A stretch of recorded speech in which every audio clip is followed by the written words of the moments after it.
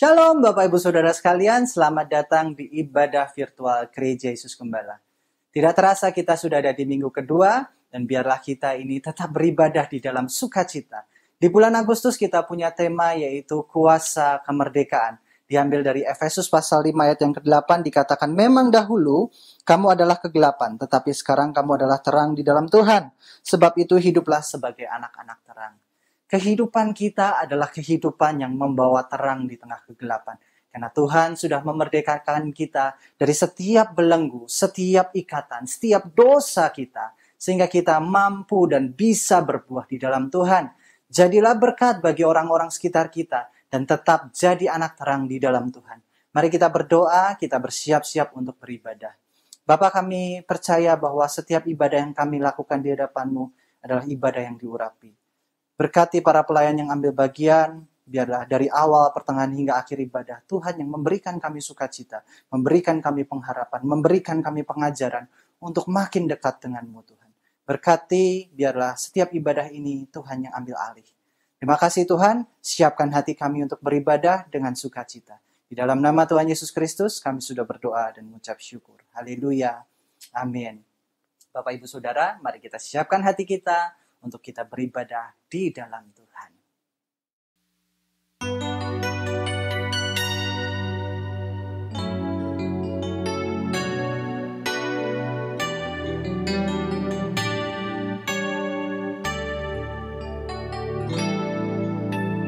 Kau Allah yang setia,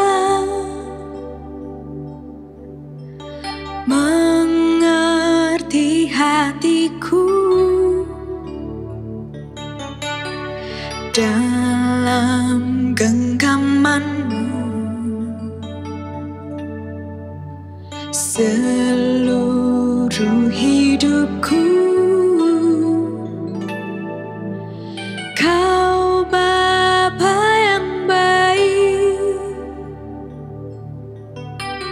maklumi jalanku, tak pernah tinggalkanku. Kau sertai langkahku.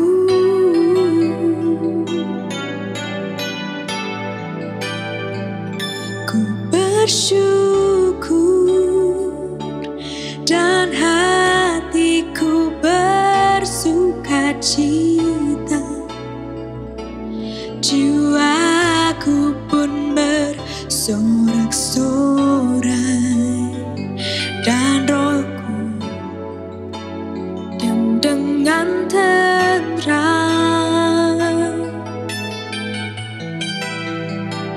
Senantiasa mataku memandang padanya, Tuhan yang di sisi kananku. Ku bersyukur Engkau berkatiku.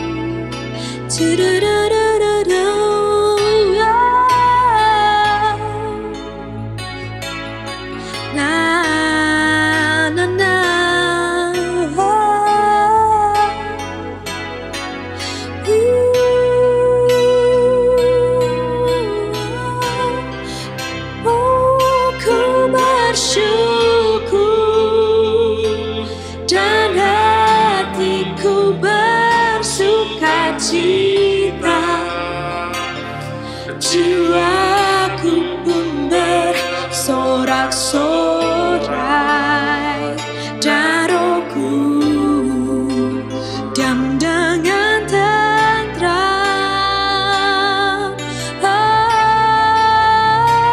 Senantiasa mataku memandang padanya, Tuhan yang di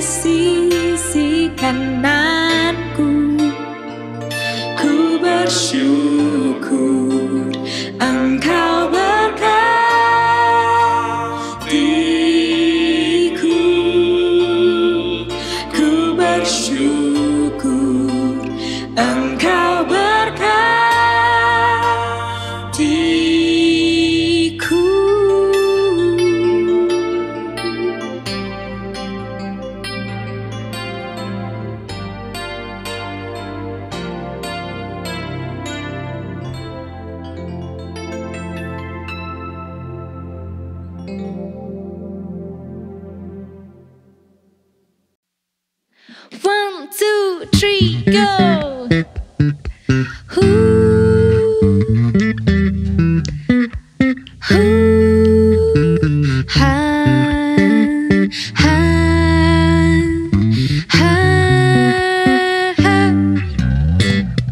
Kuatkan tangan yang lemah dan lutut yang goyah.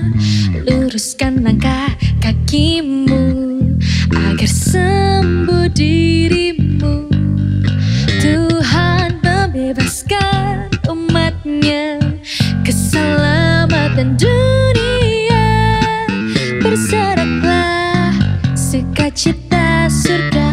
Tuhan membebaskan Hawa, keselamatan semua. Bersoraklah sukacita selamanya bagi kita. Parapa, parapa, ha, ha, ha, ha. Kuatkan tangan yang lemah dan lutut yang goyah. Luruskan langkah kakimu agar sembuh dirimu. Tuhan membebaskan umatnya, keselamatan dunia. Bersoraklah sukacita surga. Tuhan membebaskan keselamatan semua. Bersoraklah sukacita selamanya bagi kita.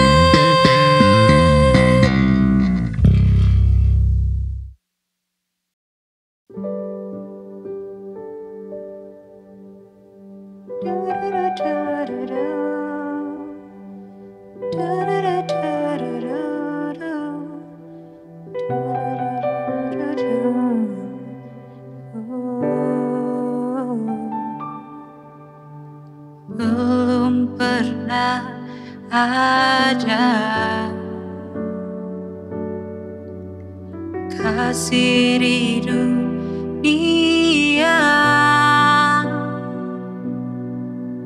sanggup menerima diriku apa adanya selain kasih-Mu, Yesus.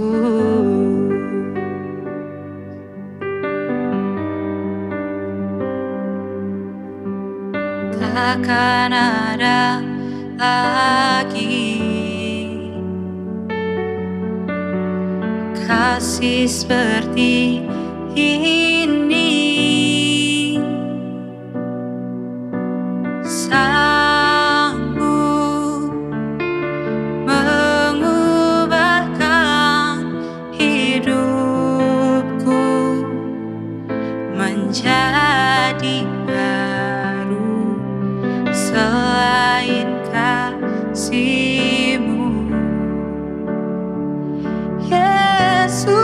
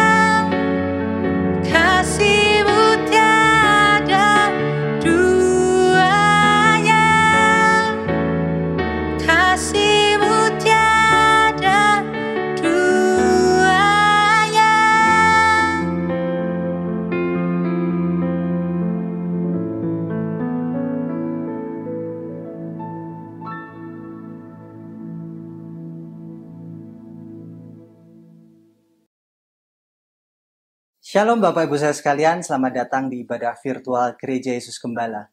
Pada minggu kedua bulan Agustus ini, kita dalam tema yang sama yaitu kuasa kemerdekaan. Setiap kita memiliki kuasa kasih Kristus yang sama, yang memerdekakan, membebaskan kita dari segala belenggu dosa. Biarlah dalam kehidupan ini, dalam kesempatan kali ini, mari kita siapkan hati kita untuk kita berdoa mendengarkan firman Tuhan. Bapak, terima kasih untuk kesempatan kali ini. Hamba-Mu sudah mempersiapkan firman, biarlah setiap apa yang hamba-Mu persiapkan, biarlah Roh-Mu yang mengurapi. Berkati hamba-Mu dalam kelemahan keterbatasannya, sehingga apa yang hamba-Mu sampaikan adalah hati-Mu sendiri. Berkati juga setiap umat-Mu, biarlah Tuhan yang pimpin, Tuhan yang tuntun hatinya, untuk memiliki tanah hati yang siap menerima firman Tuhan. Dalam nama Tuhan Yesus Kristus, kami siap sambut firman-Mu dan melakukannya. Dalam nama Tuhan Yesus Kristus, haleluya. Semua yang percaya katakan amin. Bapak Ibu Saudara, menarik sekali pada kesempatan kali ini saya ingin sharing mengenai kuasa kasih Tuhan yang ada dalam kehidupan kita. Kita seharusnya menjadi orang Kristen itu pasti mengalami kuasa kasih Tuhan. Seringkali kita tidak menyadari bahwa kuasa kasih Tuhan itu mewarnai kehidupan kita dengan demikian dahsyatnya. Satu kali saya sering cerita pada Bapak Ibu Saudara bahwa ada satu ayat yang mengena sekali dalam kehidupan saya. Karena kehidupan orang Kristen kalau tidak mengerti kasih kuasa Tuhan, maka dia akan sering kecewa dan tidak bisa mengalami kemenangan dalam kehidupannya. Tidak bisa mengalami kebebasan dalam hidupnya. Dan seringkali mengalami kekecewaan dalam hidupnya. Kuasa kasih Tuhan ini melepaskan kita dari segala belenggu-belenggu yang mengikat kita, kutuk dosa yang mengikat kita, dan membebaskan kita untuk bisa bergerak dalam kehidupan kita sehari-hari. Mari kita baca dalam Yohanes pasal 3, ayat yang ke-16 sampai ke-21. Dikatakan demikian, karena begitu besar kasih Allah akan dunia ini, sehingga ia telah mengaruniakan Anaknya yang tunggal, supaya setiap orang yang percaya kepadanya tidak binasa, melainkan beroleh hidup yang kekal. Sebab Allah mengutus anaknya ke dalam dunia, bukan untuk menghakimi, melainkan untuk menyelamatkan oleh Dia. Barang siapa percaya kepadanya, ia tidak akan dihukum. Barang siapa tidak percaya, ia telah berada di bawah hukuman. Sebab ia tidak percaya dalam nama anak tunggal Allah. Dan inilah hukuman itu. Terang telah datang ke dalam dunia, tapi manusia lebih suka atau menyukai kegelapan daripada terang itu. Sebab perbuatan-perbuatan mereka jahat. Sebab barang siapa berbuat jahat, membenci terang. Dan tidak datang kepada terang itu, supaya perbuatan-perbuatan yang jahat itu tidak nampak. Tapi barang siapa melakukan yang benar, ia datang kepada terang, supaya menjadi nyata bahwa perbuatan-perbuatan dilakukan di dalam Allah. Bapak Ibu Saudara, menarik sekali saat Yohanes itu menuliskan, karena begitu besar kasih Allah akan dunia itu, yaitu setiap orang, setiap kita, maka Allah mengaruniakan anaknya yang tunggal, yaitu Yesus Kristus, turun ke dunia menjadi serupa dengan manusia, supaya setiap orang yang percaya di dalam namanya beroleh kehidupan kekal dan tidak binasa. Tuhan datang untuk membebaskan kita dari penghakiman, supaya kita ini tidak menjadi orang yang jahat. Hal yang pertama yang saya ingin bawakan adalah kasih. Kasih yang kita kenal seringkali bukanlah kasih yang seperti Allah yang ceritakan. Kasih yang kita kenal adalah kasih yang seringkali kalau engkau baik, aku baik. Kalau engkau setia, aku juga setia. Kalau engkau menguntungkan aku juga akan menguntungkan kamu. Yesus pernah bercerita begini. Pemungut cukai, orang jahat itu bisa melakukan sebuah tindakan kasih yang bersifat kasih itu transaksional. Saat orang itu mengasihi orang karena perbuatan baik orang tersebut yang diterima, dan kemudian sebagai balasannya kita ini merasa sungkan, gak enak, kita pun juga berbuat kasih terhadap orang yang baik kepada kita. Siapapun bisa memiliki kasih seperti itu. Termasuk orang yang dalam kehidupannya adalah orang yang tidak benar, orang yang jahat, orang yang mungkin dalam kehidupan kita ini adalah orang yang tidak menyenangkan hati kita. Tapi orang seringkali berbuat kasih karena apa? Karena dia itu melihat kasih itu sebagai transaksi yang menguntungkan. Kalau engkau baik, aku pun baik.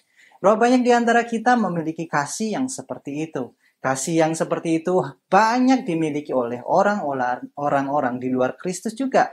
Seharusnya kita memiliki kasih seperti kasih Allah. Bagaimanakah ciri kasih yang dimiliki oleh orang-orang Kristen seharusnya? Kasih yang dimiliki kita harusnya seperti kasih Tuhan. Karena di dalam 1 Yohanes pasal yang keempat ayat 19 dikatakan demikian. Kita mengasihi karena Allah lebih dahulu mengasihi kita. Bapak Ibu Saudara, lihat bagaimana caranya Tuhan itu memberikan kasih. Dia tidak menunggu dirinya dikasih terlebih dahulu. Tetapi kasih itu muncul dari Tuhan sendiri.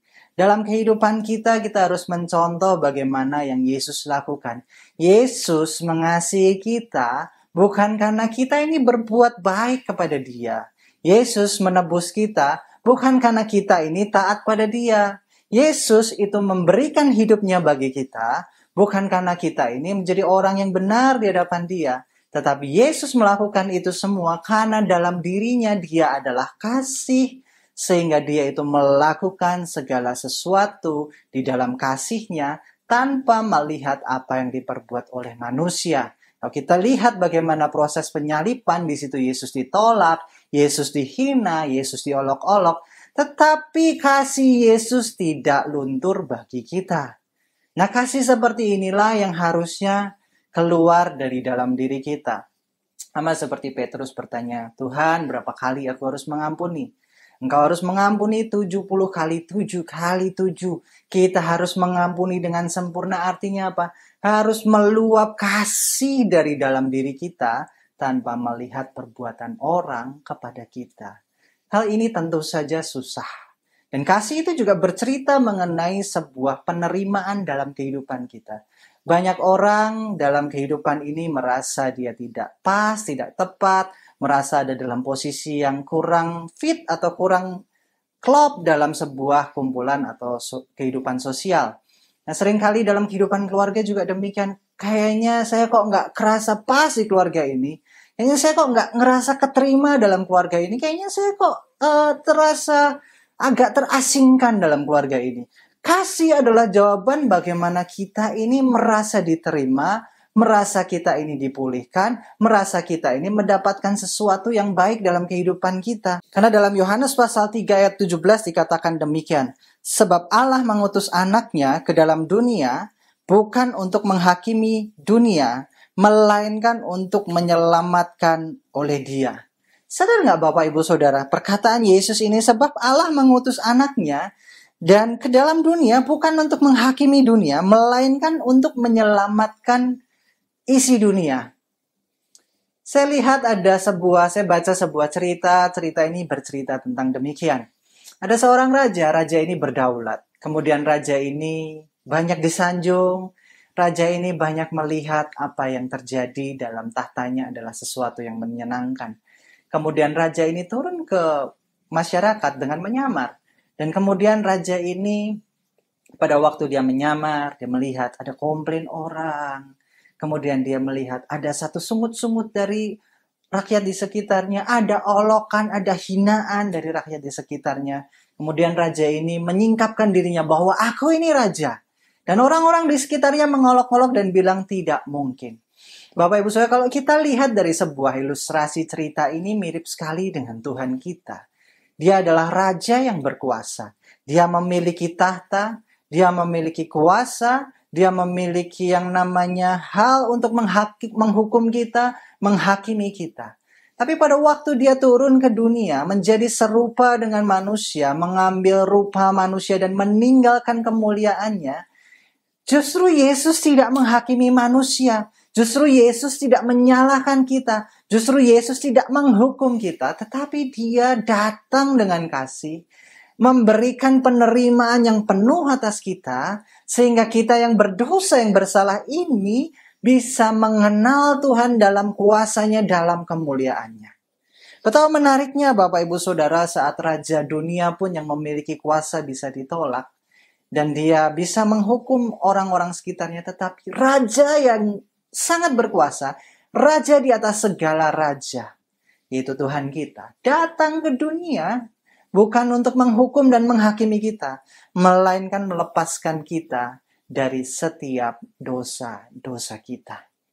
Di sini kita belajar, Bapak Ibu Saudara. Saya juga pernah sama anak saya begini. Satu kali kita bercanda, dia ikut lomba, dan pada waktu dia itu ikut lomba, dia ingin turun dari mobil, saya bilang sama dia, kalau kamu nggak menang, jangan panggil aku papa lagi ya. Dan kemudian saat anak saya ini pulang, saya jemput setelah lomba, dia sapa saya, "Hai Ted," gitu. Karena kenapa? Karena dia nggak menang. Dan kita ini sering kali melakukan hal-hal demikian secara sengaja. Saya sama anak saya sering bercanda seperti itu. Pada waktu dia bilang begitu, kita ketawa-ketawa saja, nggak ada sakit hati di antara kita. Saya ingin dia itu punya satu hal yang benar dalam kehidupannya dia. Bahwa menang atau kalah dalam sebuah kegiatan, sebuah perlombaan, dalam hal apapun yang dia alami. Dia adalah tetap anak saya yang saya banggakan, yang saya cintai, yang saya sayangi. Itulah kasih seorang Allah yang diberikan kepada kita. Yesus mengajarkan doa Bapa kami, bukan doa Tuhan kami. Kenapa? Karena Yesus ingin mengajarkan kasih Bapa yang menerima kita sepenuhnya tanpa memandang siapa kita, tanpa memandang apa yang kita alami, apa yang kita lakukan. Kasih yang menerima kita seutuhnya di dalam kekurangan, di dalam dosa kita, di dalam perbuatan kita yang tidak baik. Dan kasih itu akan menimbulkan hal yang kedua adalah iman, Bapak Ibu Saudara. Orang yang dikasihi akan muncul rasa percaya kepada Tuhan. Dalam Ibrani pasal 11 itu dituliskan bahwa iman adalah dasar dari segala yang tidak kita lihat, bukti dari yang segala kita harapkan. Tetapi itu sudah dilakukan Tuhan. Tuhan sudah lakukan penebusan. Tuhan sudah lakukan penciptaan. Bagian kita adalah kita percaya kepada Tuhan. Sehingga setiap kita ini boleh mengerti apa itu kasih Tuhan di dalam iman, di dalam kepercayaan kita. Jangan sampai dalam kehidupan kita ini nggak percaya sama Tuhan. Kenapa? Karena kita ini percaya bahwa setiap tindakan Tuhan itu adalah hal yang paling tepat. Oleh karena itu Yohanes pasal 3 ayat 18 mengatakan demikian. Barang siapa percaya kepadanya, ia tidak akan dihukum. Barang siapa tidak percaya, ia telah berada di bawah hukuman, sebab ia tidak percaya dalam nama Anak Tunggal Allah. Ini bercerita bagaimana kita membangun iman kita di dalam Tuhan. Kita seringkali diajarkan membangun disiplin rohani, membangun aktivitas rohani yang rutin, membangun kehidupan rohani yang kuat. Itu tepat sekali dalam kehidupan kita. Tapi jangan dasarkan iman kita, penerimaan kita, kelengkapan diri kita di hadapan Tuhan dengan cara kalau saya melakukan tindakan rohani itu, baru Tuhan akan terima saya. Kita dasarkan tindakan rohani kita ini di dalam iman. Jangan sampai kita ini salah percaya kepada Tuhan. Banyak orang itu merasa, aku akan diterima Tuhan kalau aku sudah berdoa 1 jam. Aku akan diterima Tuhan kalau aku memberikan korban-korban persembahan dengan setia. Aku akan diterima Tuhan kalau aku ini rajin baca Alkitab. Bapak Ibu Saudara melakukan itu semua sebagai kewajiban atau tanggung jawab kita yang keluar dalam iman Kristen kita. Tetapi sekali-kali jangan dasarkan iman kita dari perbuatan kita, dari kesetiaan kita, dari tingkah kita di hadapan Tuhan.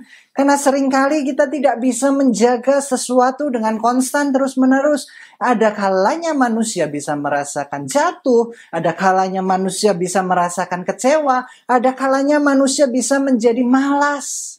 Dan saat kita merasa, aduh, aku kok merasa capek ya. Aduh, aku kok merasa aku dimanfaatkan ya. Aduh, aku kok merasa imanku gak tumbuh ya. Nah, kalau kita mendasarkan iman kita dari perasaan kita, dari tindakan kita, dari apa yang kita alami, seringkali kita akan kecewa kepada Tuhan. Kita kecewa sama Tuhan karena apa? Karena dasar iman kita salah. Dasar iman kita bukanlah tindakan kita. Dasar iman kita bukanlah perilaku kita. Dasar iman kita bukanlah sesuatu yang kita lakukan dengan setia. Dasar iman kita dikatakan demikian, barang siapa percaya kepada Kristus Yesus. Rupanya kita mau mempercayai bahwa Tuhan itu baik. Tuhan itu tidak pernah tinggalkan kita. Tuhan itu selalu menyertai, memimpin saya. Seorang teolog bernama Charles Spurgeon berkata demikian. Kita tidak selalu bisa melihat tangan Tuhan, tapi kita selalu percaya pada hati Tuhan yang penuh kasih. Jangan sampai dalam kehidupan kita ini, kita mendasarkan iman kita dari tindakan perbuatan kita dan keadaan kita. Tuhan sayang saya kalau keadaan saya baik. Tuhan terima saya kalau keadaan saya, ekonomi saya ada di atas. Tuhan terima saya kalau saya ini adalah orang yang bisa mencapai ini dan itu dan segala macam yang kita tetapkan. Tuhan sayang kita apa adanya. Dan kalau dalam kehidupan kita seringkali mengalami kekecewaan, kita sedang mengalami mungkin sesuatu pergumulan dalam kehidupan kita, jaga iman kita, jaga percaya kita, meskipun keadaan tidak baik, meskipun keadaan sedang menggoncang kita, meskipun keadaan sedang membuat kita ini berlaku yang mungkin tidak seperti biasanya, tapi punyalah iman di dalam Tuhan untuk menjaga kita ini tetap setia, tetap melakukan yang tindakan yang baik, tetap memiliki pengharapan di dalam Tuhan. Iman itu menghasilkan pengharapan. Iman itu menghasilkan sebuah hal di mana kita ini bisa bergerak. Iman dalam Tuhan menghasilkan kita ini melihat masa depan kita dengan baik. Karena Tuhan mengasihi kita. Karena Tuhan menyertai kita. Karena Tuhan melindungi kita. Karena Tuhan menetapkan langkah-langkah orang benar. Saya tadi membaca ada sebuah artikel, bagaimanakah orang itu kalau sudah mendapatkan hukuman mati. Nyata orang yang mendapatkan hukuman mati, dia tidak bisa mempunyai semangat hidup lagi. Dia sudah tidak tahu mau ngapain lagi, dia hanya tunggu harinya. Dan itulah orang-orang yang tidak memiliki iman di dalam Tuhan, dia hanya menunggu harinya untuk dia menerima penghukuman. Tapi setiap kita di dalam Tuhan, kita ini menerima satu hadiah, satu mahkota kehidupan, satu mahkota yang tidak fana di dalam kehidupan kita, yaitu kekekalan bersama Yesus. Dan iman yang benar akan menghasilkan tindakan yang benar. Dalam Yohanes pasal 3 ayat 20 dan 21 diceritakan demikian. Sebab barang siapa berbuat jahat, benci terang, dan tidak datang kepada terang itu, supaya perbuatan-perbuatan yang jahat itu gak tampak. Tetapi barang siapa melakukan yang benar, ia datang pada terang itu supaya menjadi nyata bahwa perbuatan-perbuatannya dilakukan di dalam Tuhan.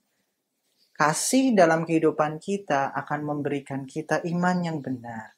Iman yang kehidupan kita, iman di dalam kehidupan kita akan menghasilkan pengharapan. Pengharapan yang penuh akan masa depan yang baik di dalam tangan Tuhan, penyertaan Tuhan, dalam kasih Tuhan akan menghasilkan tindakan yang tepat di setiap kehidupan kita. Jangan sampai dalam kehidupan kita ini kita tidak menghasilkan tindakan. Orang jahat itu berbuat di dalam kegelapan. Artinya apa? Dia tidak ingin perbuatannya dilakukan. Seorang pencuri itu mencuri biasanya pada malam hari, pada waktu orang terlelap, atau pada waktu siang, tetapi orang itu tidak ada di tempat, sehingga tindakannya tidak diketahui siapa-siapa. Tepat sekali yang dikatakan Alkitab, orang berbuat jahat itu benci terang, benci Tuhan. Kenapa? Karena dia tidak datang kepada terang itu, dia nggak datang sama Tuhan itu. Sama Tuhan. Dan perbuatan-perbuatan yang jahat itu tidak nampak di dalam kegelapannya. Orang tersebut tidak bisa membedakan yang baik dan yang jahat. Kalau kita sebagai manusia di dalam Tuhan, di dalam Kristus, kita memiliki kasih, kita memiliki iman, kita memiliki pengharapan. Tindakan yang kita lakukan itu pasti mencerminkan terang. Saya melihat bagaimana Alkitab mengatakan bahwa Tuhan itu menetapkan bintang-bintang di langit. Menarik sekali saat saya melihat bagaimana bintang itu bisa bercahaya, Bapak Ibu Saudara. Bintang bisa bercahaya karena ada reaksi kimia di dalamnya. Sehingga dia menghasilkan terang. Sama seperti kita adalah bintang-bintang Tuhan di tengah kegelapan. Karena Tuhan taruh Roh Kudus dalam kehidupan kita dan Dia bereaksi. Reaksinya adalah menampilkan kehidupan kita yang menghasilkan terang. Kalau dalam kehidupan kita nggak menghasilkan terang, yang jadi tanda tanya adalah apakah kita benar-benar mengalami kasih kuasa Tuhan? Apakah kita benar-benar mempercayai kasih kuasa Tuhan terjadi dalam hidup kita? Sehingga hal yang ketiga, perbuatan yang ada dalam kehidupan kita, itu adalah hasil Tuhan yang membuat diri kita bertobat di dalam kasih kuasa-Nya. Sehingga kita yang bertobat, kita yang berbalik arah dari jahat, menuju kepada terang, dan kita ini menuju kepada Kristus, itu perbuatannya adalah perbuatan yang ada di dalam kendali kasih Kristus yang akan memberkati orang-orang sekitar kita. Yakobus menuliskan, iman tanpa perbuatan hakikatnya adalah mati. Jangan sampai kita ngomong, aku punya iman Kristen, aku orang Kristen, aku orang percaya. Tapi tindakannya menjadi batu sandungan bagi orang di sekitarnya. Bahkan orang melihat bagaimana dia mungkin Kristen padahal dia tidak melakukan yang baik. Orang Kristen, orang percaya, orang yang mengalami kasih kuasa Tuhan, dia datang kepada terang itu. Dan sebagai dia datang kepada terang itu, muncul tindakan kasih di dalam Tuhan. Jangan sampai kehidupan kita ini tidak memunculkan kasih. Yesus mengatakan bahwa murid-muridku ialah mereka yang memiliki kasih, melakukan kasih, dan yang berbuah dan yang memiliki tindakan yang benar di depanku. Bapak, Ibu, Saudara, jangan sampai kita ini bilang, aku beriman, tapi kita nggak melakukan kegiatan, kita nggak melakukan tindakan, kita nggak melakukan perbuatan kasih, kita nggak melatih diri kita beribadah, kita nggak melakukan kegiatan-kegiatan yang positif. Kita justru apa? Aku adalah orang percaya, tapi aku tetap berdosa. Nggak apa-apa karena Tuhan mengasihi aku. Karena kasih Tuhan itu menerima aku apa adanya. Bukan seperti itu kasih Tuhan. Kasih Tuhan itu memang menerima kita apa adanya. Supaya kita ditanamkan satu bibit Roh Kudus. Dan terang Roh Kudus itu menyala dalam kehidupan kita. Dan mencelikan kita akan tindakan yang jahat. Sehingga setiap kita yang bertindak jahat. Itu terang matanya. Aku tidak boleh berbuat demikian lagi. Dan aku harus merubah tindakanku. Kita lihat Paulus. Seorang yang membunuh. Seorang yang menganiaya orang Kristen sebelum dia terima Tuhan. Tapi pada waktu dia terima kasih kuasa Tuhan, kehidupannya berubah 180 derajat. Menjadi orang yang mencintai firman, orang yang mengabarkan firman, orang yang rela ditindas dan dihina dan disiksa untuk firman Tuhan. Itulah orang yang mengalami kasih kuasa Tuhan. Bagaimanakah kehidupan kita? Apakah kita mengalami kasih kuasa Tuhan? Kalau kita mengalami kasih kuasa Tuhan, maka yang pertama adalah kasih akan mengubahkan kehidupan kita dan kita bisa menerima diri kita di dalam Tuhan untuk kita dipulihkan. Dan yang kedua adalah kalau kita menerima kasih, berikutnya adalah iman kita akan timbul. Iman kita akan muncul, percaya kita pada kasih kuasa Tuhan dan memunculkan yang namanya pengharapan. Dan yang ketiga, kalau kita punya iman, kita punya kasih, maka selanjutnya adalah tindakan nyata kita dalam kehidupan kita. Pasti keluar sebagai bukti kasih kuasa Tuhan dalam kehidupan kita. Apakah kita mengalami kasih kuasa Tuhan? Itu pertanyaan kita. Mari kita refleksikan. Kalau kita merasa, aduh Tuhan, iya ya, aku seringkali menjadi orang yang gelap karena aku tidak mengalami kasih kuasa Tuhan. Imanku sering hilang karena aku mendasarkan pada tindakanku. Dan kalau kita merasa seperti itu, mari kita perbaiki bagian mana kita mengalami halangan tadi. Nah, Tuhan mengasihi kita. Tuhan memberikan kita iman percaya yang penuh. Tuhan ingin kita bertindak sebagai anak-anak terang di tengah kegelapan. Mari kita berdoa untuk firman Tuhan.